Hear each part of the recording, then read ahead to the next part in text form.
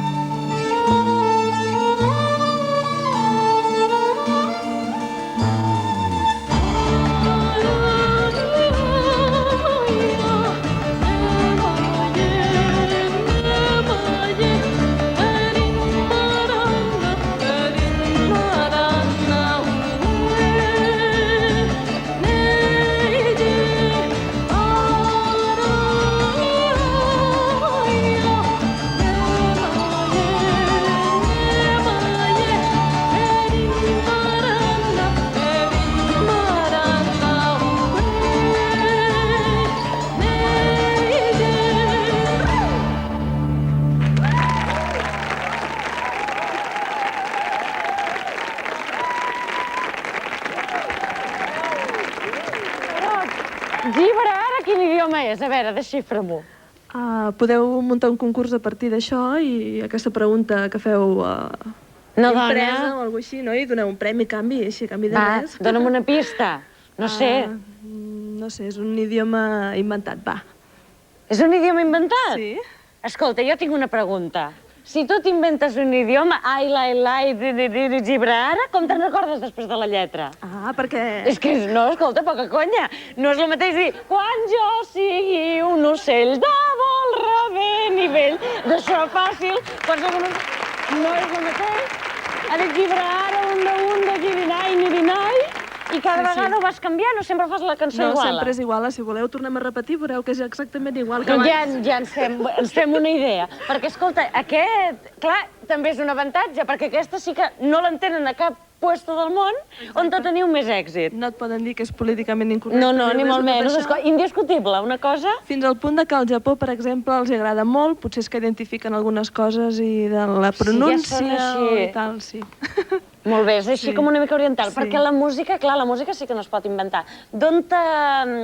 Quines tendències vosaltres agafeu? Vam començar amb el compositor fent la seva música, que estava influenciada molt pel rock, i després va començar a afegir elements ètnics i folks, es va interessar molt per aquest vessant, i bé, surt aquesta barreja... Sí, força especial. I aquest és el vostre tercer treball, doncs que es diu Gibra Ara, igual que la cançó que ens han interpretat, ja ho sabeu, a Marroc, que canten estrany... Però també canteu en castellà i en català. No sempre és així. No sempre, no s'entén el que diuen, a vegades sí, i la música ja heu sentit quina és. Doncs moltes gràcies, Lídia, i tot el grup. Au!